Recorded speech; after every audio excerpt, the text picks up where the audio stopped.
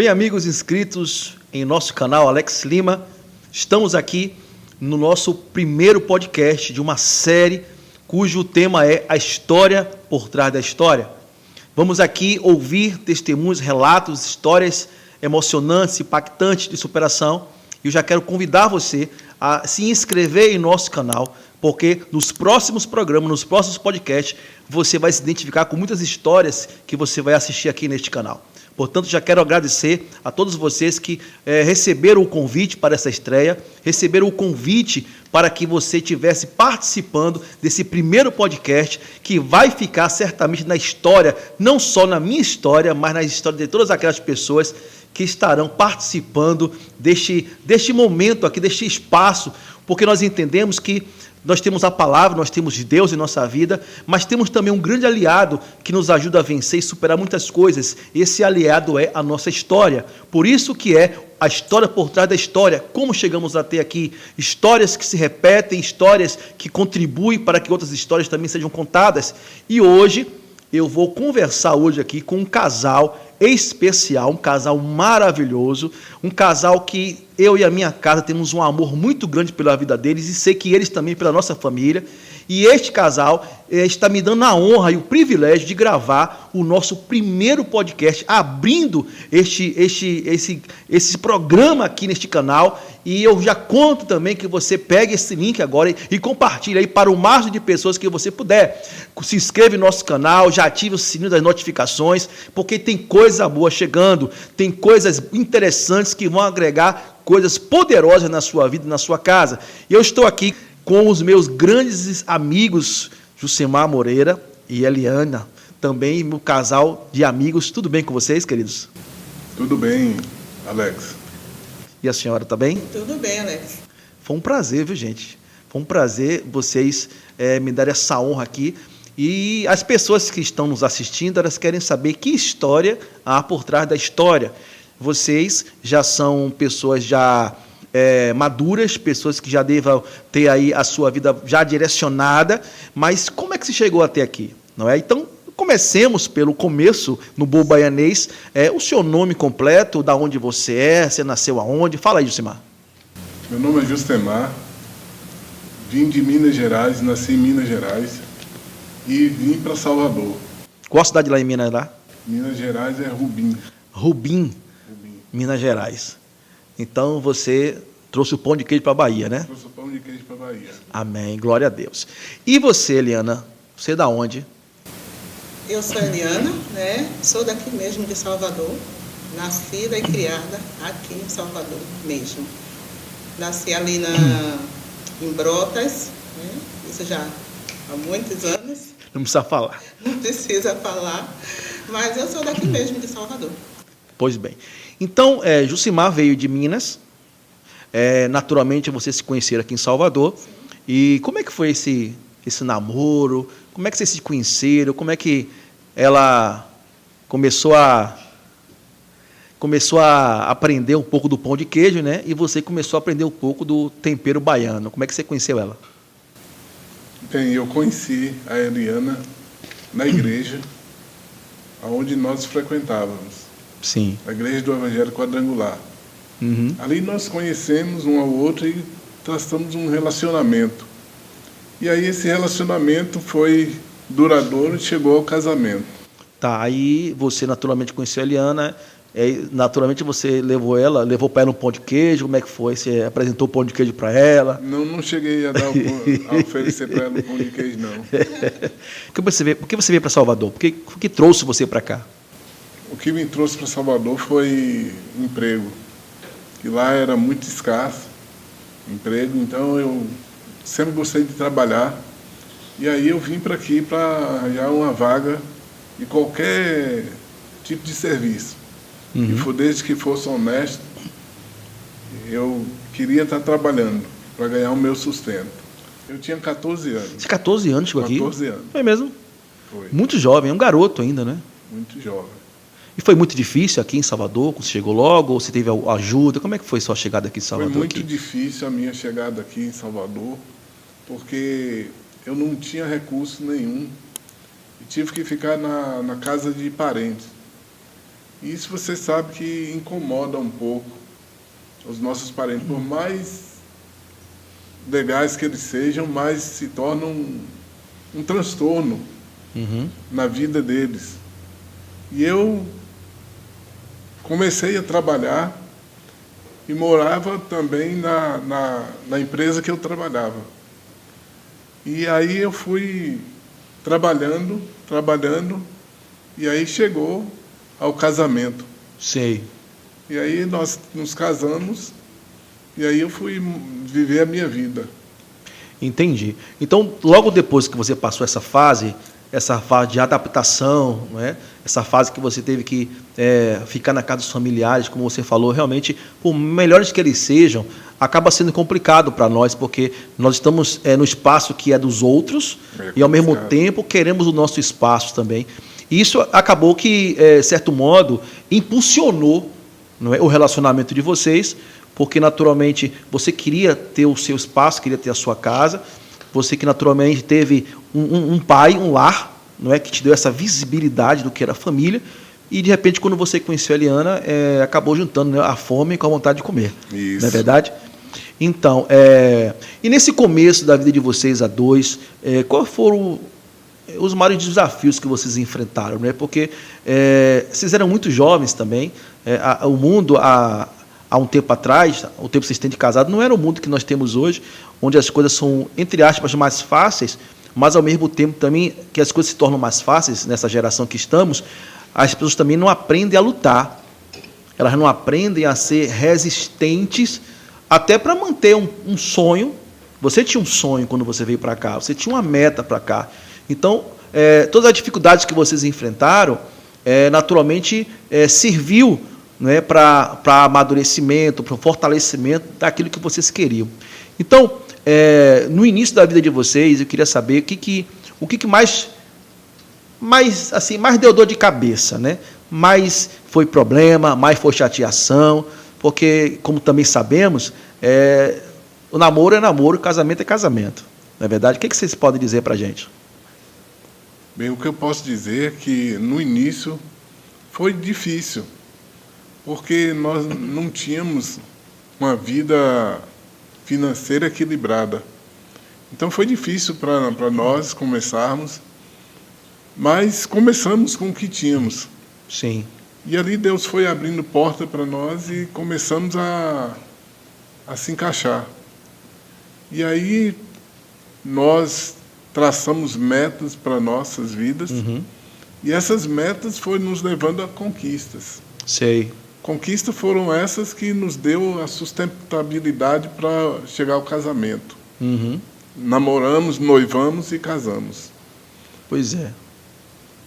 E Eliana, deixa eu te falar, vocês, quando casaram, já tinham casa própria, já estava assim, já, vamos dizer assim, com tudo já, como na bala na agulha, já tinha já, ou vocês moraram, como vocês moraram logo no início?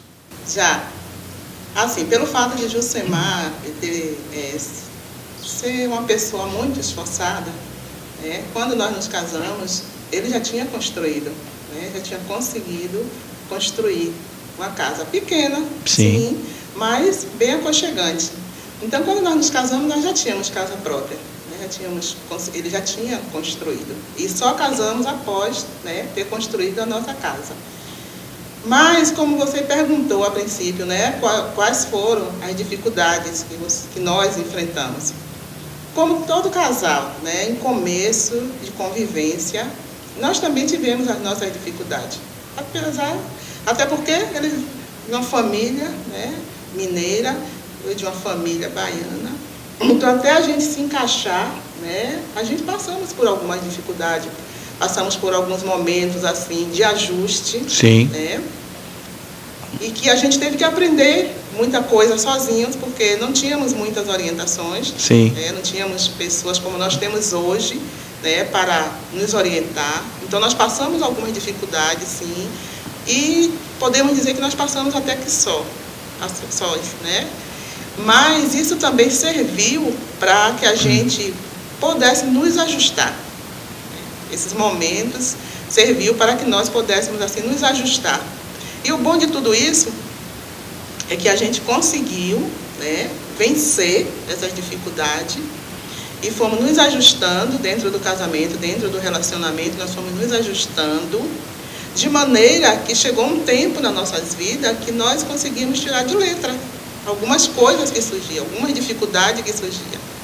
Então, serviu de experiência para o nosso casamento, para o nosso relacionamento, para a gente chegar em um ponto, vamos dizer assim, hoje, que essa dificuldade para a gente, né, já não existe mais. Quer dizer assim, a gente ouve muitas pessoas, né, vocês como nós somos pastores, e nós ouvimos muitas pessoas que conversam conosco, dizendo sempre a mesma coisa: eu não tenho quem me ajude.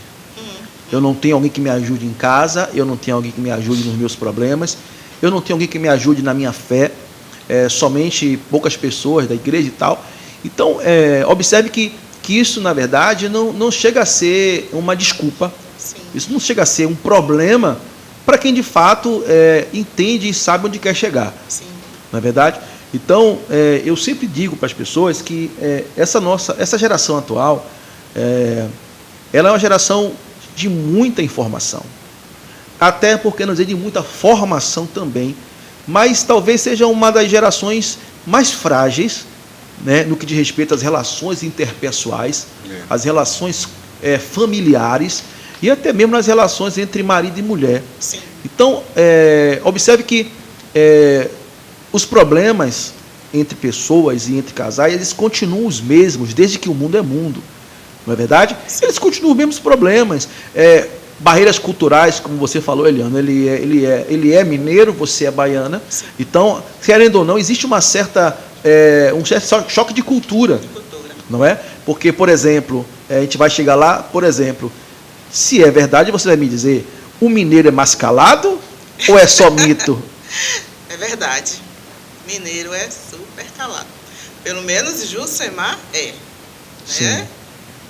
E é mais ou menos como as pessoas dizem, né? Mineiro é aquela pessoa muito calada, muito reservada, muito na dele. É bom, né? Mas para mim, que gosta de falar, que gosta de conversar, que gosta de ouvir as coisas, enfim.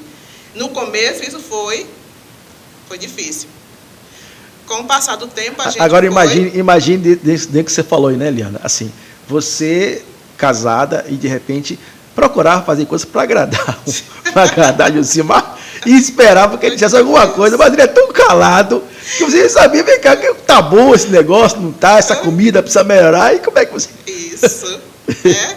E assim, no começo do casamento, a gente vem um pouco despreparado com essa questão, né, de saber fazer as coisas, então a gente espera do outro, né? Sim. Tá bom, não tá muito bom, melhor aqui, melhor ali, você não ouvir nada disso, realmente... É complicado, né? Choca. É complicado. E lá no seu interior, lá na sua cidade de Minas, as mulheres são igual aqui a baiana, que gosta de falar, ou as mulheres também são caladas também, a mineira lá?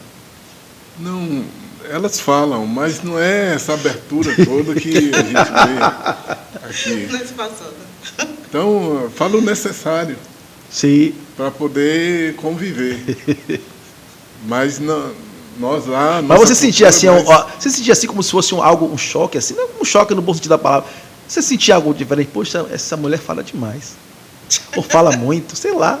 Às vezes ela falava muito, às vezes falava pouco. Na hora de falar, ela retraía. Entendi. Mas na hora que eu queria que ela falasse, ela não falava. E na hora que eu queria que ela não falasse, aí ela falava. Rapaz, mais ou menos por aí. Né? Como diz, eu queria ser uma mosquinha para estar lá no dia que vocês se conheceram casados. Então, é legal, rapaz, é muito legal. E vocês têm filhos, né? Sim, tem 2 filhos. Temos um casal. Um casal de filhos, né? Inclusive um está aqui agora ali. Tá ali. Não assistindo aqui agora, Joélio, é o primogênito, né? Primogênito. É pastor também. Estive na consagração dele também. Uma benção, viu? Isso. E Jamile, né? Jamile. Jamile é menina. E como é que estão os meninos? Estão bem? Estão bem. E eles, assim, quem se parece mais com quem? Joel, ele parece mais com quem? Não só na questão da fisionomia, mas na questão de temperamento e tal, como é que é? Ele tem um traço meu. A paciência. Tem um momento de explosão. Sim. mas ele é muito tranquilo, muito na dele, para poder resolver as questões. Certo. E assim ele leva a vida dele e consegue ter êxito em todos os ângulos que ele tenta dar certo. Uhum. E aí, só tenho que dizer que eu tenho um filho e uma filha maravilhosos. Uhum. Uma coisa que eu queria perguntar para vocês as histórias, elas não são somente de coisas boas, não é? Ou de coisas engraçadas que nós estamos rindo aqui. É legal a gente só guardar aquilo que é bom. Mas o que vocês podem dizer para mim da história de vocês, desde o conhecimento, desde o namoro até aqui? Qual foi a perda que vocês consideram ser aquilo que mais marcou vocês, a perda mesmo? E foi a perda da minha mãe. Quando eu perdi minha mãe, eu senti como se fosse um buraco que tivesse aberto e eu entrasse naquele buraco. Porque eu tinha minha mãe como uma super protetora, uma mulher dedicada à família, e eu me senti muito perdido quando a minha mãe faleceu. Uhum. Pois pessoas como vocês, eu creio que muitas pessoas também que estão nos assistindo agora vão poder entender o que eu estou falando, né? A perda, ela pode ter dois lados. O lado do remorso por aquilo que nós não fizemos ou por aquilo que fizemos de errado, né? Mas também tem um lado da consciência do dever cumprido, da consciência de que honrou, o princípio bíblico de honrar pai e mãe. Sim. Então, isso não tira a dor, isso talvez diminua um pouquinho, ter aquela lembrança de que, poxa, enquanto eles estiveram aqui, foram muito bem tratados, amados, respeitados. Então, essa foi a perda que você considera mais pesada para você, né? Foi. A perda mais pesada para mim foi Ela morava aqui com você ou morava em Minas? Não, ela morava em Minas, Morava em Minas. mas ela veio fazer tratamento médico aqui. Sei. E ela faleceu aqui em Salvador. Faleceu com você aqui. Poxa vida. Quer dizer, querendo ou não, né? Deus trouxe para perto, né? Isso. Para que você aproveitasse os últimos dias dela, pudesse cuidar dela. E você, Eliana, o que você fala assim, Eliana? Claro que a sogra também ela é uma perda muito grande, mas pessoalmente, né, na sua família, você teve algum problema? Assim como o Josemar falou, para mim também, que eu considero como algo assim muito forte, também foi a perda. Não só da minha mãe, mas do meu pai também, né? Só que a minha mãe faleceu primeiro e meu pai faleceu 12 anos depois que a minha mãe. Por que eu considero assim, foi muito forte para mim? Porque eu tinha minha mãe também como aquela pessoa que sempre estava ao meu lado, né? Apesar de eu já ser uma mulher casada, mas havia um relacionamento de mãe e filha, né? De amiga, de companheira, muito forte entre a gente.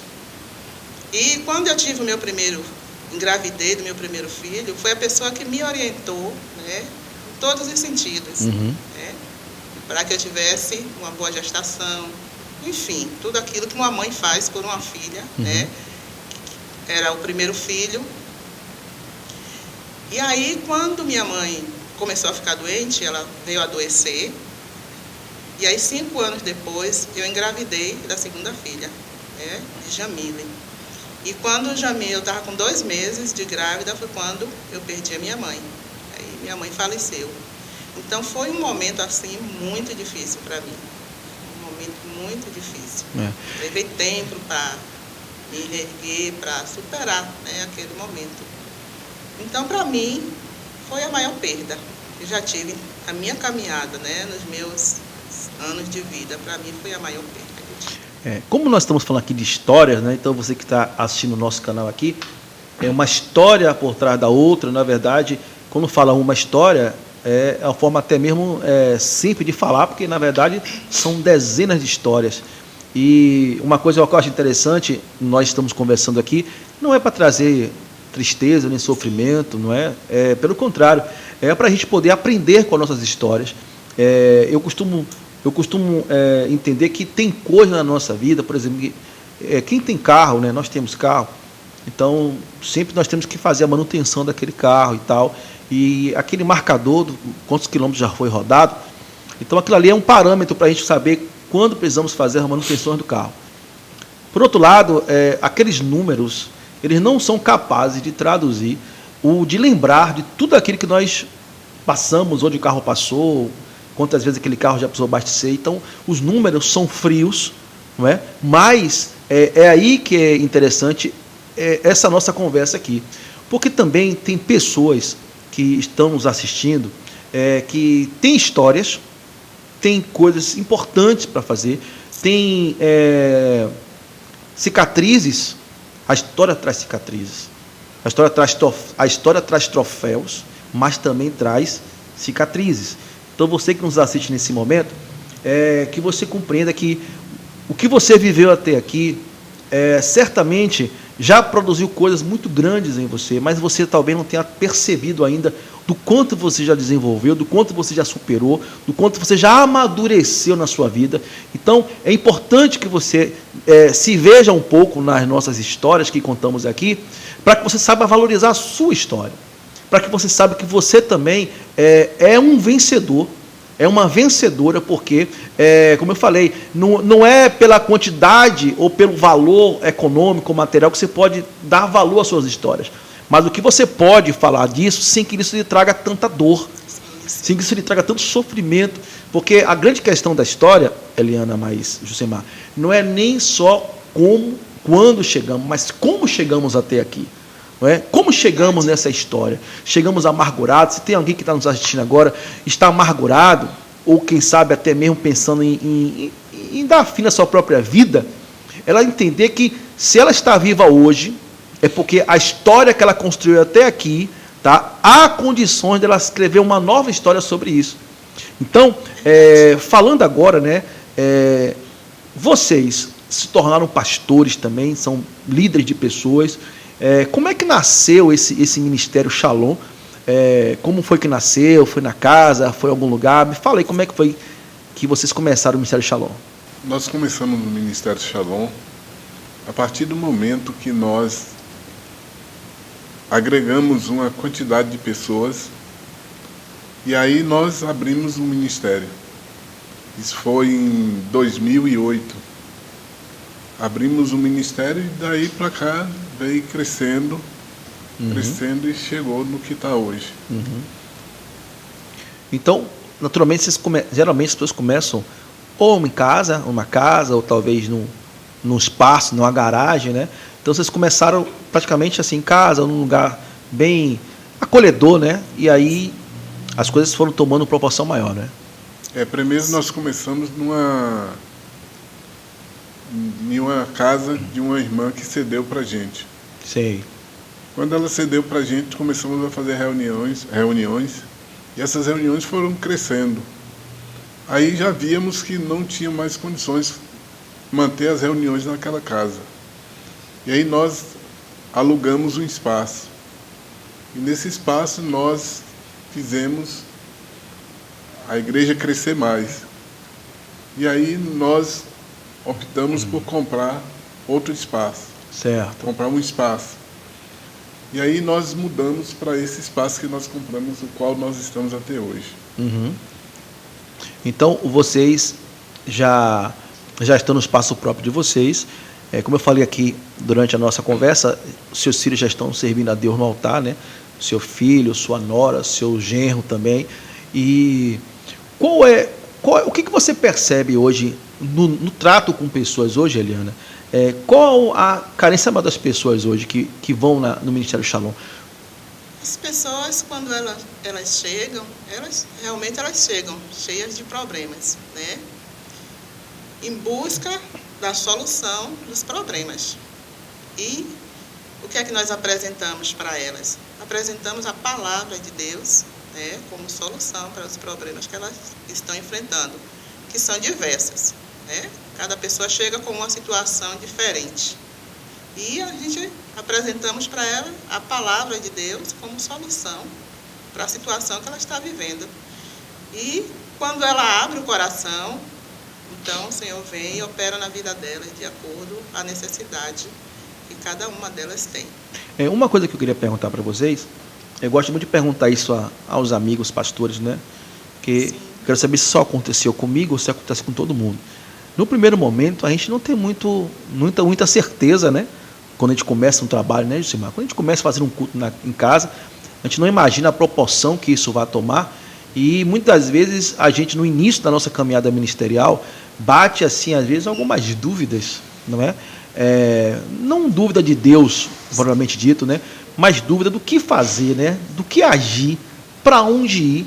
Como é que vocês, depois de tanto tempo, né, vocês conseguem ter assim, essa sensibilidade, não é, de saber qual o chamado que Deus tem? Porque eu vou te explicar por cada pergunta. Porque eu vejo que cada congregação, eu não chamo igreja, porque igreja só existe uma igreja, né? Verdade. Mas o que nos difere um do outro é a placa, é a congregação. Então, toda congregação, eu faço uma analogia como se fosse um hospital ou uma clínica de referência. Por exemplo, aqui em Salvador tem clínicas que cuidam somente do rim, outras cuidam somente do coração, outros cuidam somente de traumas. Então, assim, cada congregação tem a sua identidade. Então, como é que vocês conseguiram, não é? Ou, quando eu falo assim, porque talvez estejamos ainda em busca cada vez mais dessa identidade, mas o que ajudou vocês a saber qual a direção, a linha de trabalho que Deus queria para vocês? Como é que foi isso? Foi através de orações, através de muita busca de Deus, que Deus nos orientou a fazer esse trabalho. Então, não foi fácil para nós. Foi muito difícil nós começarmos esse trabalho do nada, mas começamos na certeza que Deus estaria conosco, como esteve. Então, as coisas foram se encaixando e aí nós fomos vencendo as etapas. Porque a gente encontra famílias desestruturadas, encontra famílias destroçadas, e a gente tem que ajudar essas famílias. Então, o que mais nós encontramos nessa caminhada nossa foi famílias destruídas. E até hoje nós viemos trabalhando, trabalhando para poder ajudar essas famílias. Então, não é fácil, não. E ainda tem um outro desdobramento, por isso que eu fiz essa provocação para vocês, porque é o seguinte, não se trata nem de sermos maduros ou não.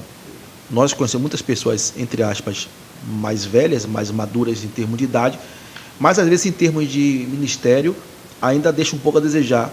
Na questão seguinte, olha só, quando nós somos chamados por Deus, como eu falei para vocês, pairam algumas dúvidas. Só que hoje nessa geração que estamos vivendo, onde você vê as mídias sociais, principalmente, mostram todo tipo de coisa. Tanto aquilo que é de Deus, como aquilo que não é de Deus, que a gente não vai entrar no mérito da questão aqui agora. Mas vocês vão concordar comigo se eu falar para vocês assim, muitas pessoas que estão hoje começando a vida ministerial, elas estão começando primeiro porque estão vendo dar certo na vida de outros e acha que aquilo ali é como se fosse uma mágica, né? Eu vou abrir e o povo vai entrar e as coisas vão acontecer, não é? Então, o que vocês têm hoje como pastores experientes para essa geração que está chegando aí, que são mais novos que nós, mas que ainda estão tentando descobrir ainda a questão do seu chamado, não é? Porque hoje as pessoas mudam, né, vamos dizer assim, mudam de trabalho ou mudam de características da sua congregação de acordo com a sua conveniência. Eu vou tentar fazer assim, se der certo eu continuo. Aí daqui a 6 meses, 1 ano, não deu certo, ela já muda o trabalho dela. Entendeu, pastor? Entendeu, Eliana, que eu estou falando? Entendendo. Então as pessoas elas vão dançando conforme a música, mas não vão, na verdade, fazendo algo levado pelo Espírito. O que vocês têm a dizer para as pessoas que estão começando, que pensam em começar um trabalho ministerial, com tantas informações, e que, na verdade, só precisamos de uma, que é o que o céu responda o que o céu quer de nós, Eliana. O que você pode dizer? Primeiro, para se começar um trabalho, é primordial que a pessoa entenda que ela tem um chamado da parte de Deus. Segundo, ela tem que entender que não é fácil. Porque quando você tem um chamado da parte de Deus, você quer levar as coisas a sério, né? De acordo com o que você conhece de Deus, do caráter de Deus. Então, a gente sabe que não será fácil. Terceiro, você tem que saber o que realmente você quer. Né? E não olhar a obra de Deus como um meio de sustento. Sim. Não olhar a obra de Deus como se fosse uma empresa. Não olhar a obra de Deus como qualquer coisa, mas levar a obra de Deus a sério. Aí vai encontrar dificuldade, mas você sabe que o que você está fazendo realmente é o que Deus te chamou para fazer, né? Que é proclamar o reino, que é expandir o reino de Deus aqui na terra. Uma vez eu ouvi um pregador, achei interessante a colocação que ele fez, e ele falou assim para as pessoas: chamado não é psil. Sim. Chamado não é psil. Chamado. Muita gente está ouvindo psil por aí, não é? Tá psil e já está achando que já é fácil. Que acha que já é fácil. Mas não é fácil. A gente encontra muitas barreiras, sim, muitas dificuldades, sim. Mas a partir do momento que você tem certeza do seu chamado, aí nada te detém. Eu estou perguntando também porque eu conheço, né, vocês há muitos anos, acompanho vocês desde o início, né, do ministério de vocês, e vocês têm um ministério consolidado, têm um ministério estabilizado, né? Enfrentamos uma pandemia recentemente, não é? Onde infelizmente perdemos pessoas, perdemos amigos, perdemos pastores amigos, pastoras amigas, e também muitas congregações também, elas não resistiram ao período de fechamento, ao período de isolamento, e é importante as pessoas saberem que a história do ministério, a história do trabalho que Deus iniciou de vocês, ela também ela vai ficar para a eternidade. Sim. Mesmo não, quando vocês e nós nos formos desse mundo, os nossos filhos continuarem, os nossos netos continuarem, a história vai continuar sendo contada, só que com outros personagens, com outras pessoas, mas a base foi fundamental, a base foi sólida para que essa história continue sendo contada. Então, você que está nos assistindo aqui, sabe que também a história precisa de fundamentos, para que a sua história ela continue sendo contada, para que você continue construindo em cima da sua história, é necessário que você entenda que o fundamento é importantíssimo para isso. Claro que o fundamento é a palavra de Deus, o fundamento é a fé em Cristo Jesus, o fundamento é a obediência à palavra de Deus, porque muitas histórias que nós conhecemos também começaram bem e terminaram mal.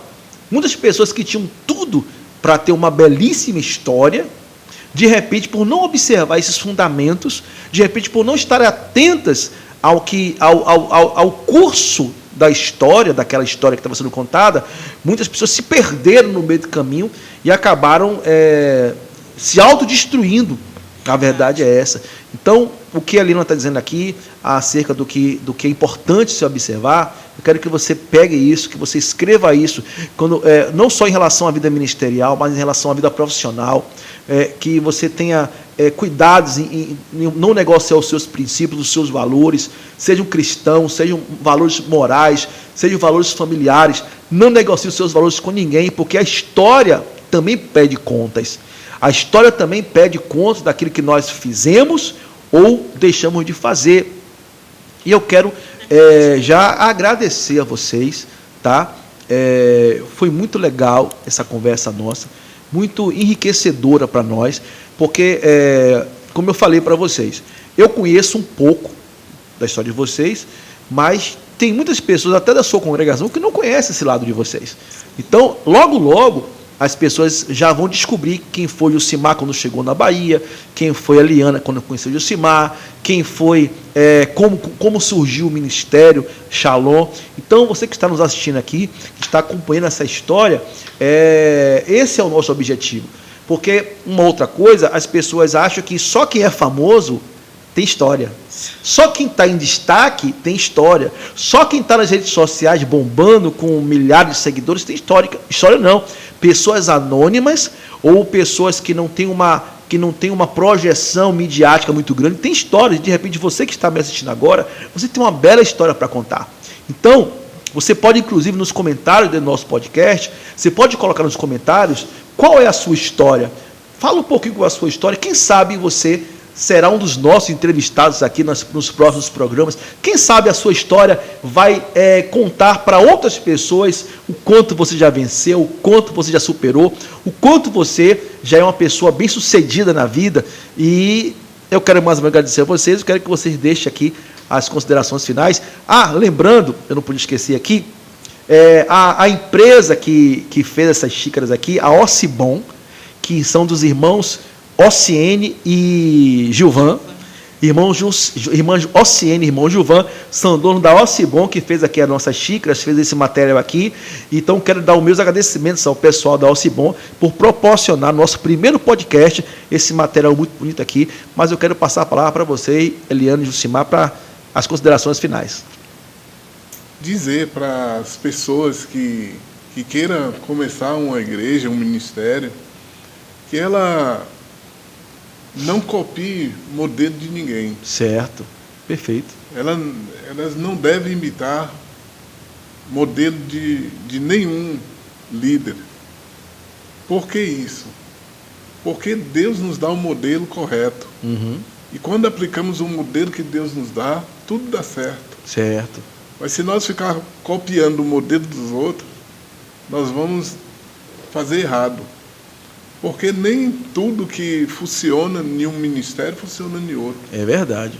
Então, deixa aqui para os demais, para que eles não façam isso, não copiem modelo de ninguém, a não ser de Cristo Jesus. Amém. Que é o nosso exemplo maior. Graças a Deus. Nosso modelo. E você, Eliana? Amém. Eu também gostaria de agradecer, pelo convite. Muito obrigado. É muito bom sempre estar com você, Alex. Nós temos aprendido com você, com a sua família. Amém. Então, eu gostaria de agradecer, pelo convite. Muito obrigado, um convite muito especial. E o que eu posso dizer para as pessoas que estão nos assistindo, que nesse momento, é que nós falamos sobre relacionamento, família, falamos sobre relacionamento de amizade e falamos sobre também, relacionamento entre irmãos, igreja. E o que eu digo para as pessoas que estão nos assistindo nesse momento é que todos nós precisamos de amigos, todos nós precisamos de amizade. E se você reconhece que precisa ter amigo, busque nos lugares onde a palavra de Deus é ensinada, onde é pregada a palavra de Deus. E certamente você vai encontrar famílias, que vai te abençoar, pastores também que vai te abençoar, e você vai poder ter uma vida feliz, uma vida abençoada por Deus. Então, o que eu gostaria de deixar nesse momento, a minha recomendação para as pessoas que estão nos assistindo é que você não precisa sofrer sozinho, Você não precisa caminhar sozinho e sofrer. Você pode ter pessoas que vão poder te ajudar a cada dia a superar. Assim como nós tivemos também pessoas que nos ajudaram a superar as nossas dificuldades na nossa caminhada. Um beijo no coração. Amém. Fico com Deus. Muito obrigado mais uma vez a vocês. Estou muito feliz de nós começarmos nem com o pé direito, com os dois pés, com vocês que também são para nós uma referência de pai, de mãe, de pastor, de pastora. Vocês, só na outra oportunidade, vocês fazem parte da minha história. Eu não estou aqui hoje, eu não estaria aqui hoje se não fosse vocês. Não fosse, vocês foram muito importantes para uma retomada na minha vida. E por isso que eu quis iniciar com vocês, como tem outros amigos também que estarão aqui logo logo, outros amigos como temos vocês conosco, estarão aqui nos próximos podcasts, mas é importante isso, as histórias elas se misturam e Deus não une pessoas, Deus une propósitos. Então, muito obrigado, eu quero agradecer a você que está nos assistindo aí, muito obrigado mesmo, e lhe peço, compartilhe essa mensagem, esse link para o máximo de pessoas que você puder, ajude a crescer esse nosso canal, porque o objetivo desse canal, o objetivo desse podcast é evangelizar, é contar a história, contar o testemunho como se fosse uma história, algo lúdico, algo feliz, algo alegre, e que certamente aonde essa história chegar, e as outras histórias também chegarão, certamente pessoas vão conhecer o grande e infinito amor de Deus. Que Deus abençoe a todos. Até o nosso podcast. Não esqueça de deixar o seu like. Bote nos comentários também qual é a história que você tem, em poucas palavras. E na próxima vez nos encontraremos aqui com mais um podcast, A História por Trás da História, como chegamos até aqui. Até mais.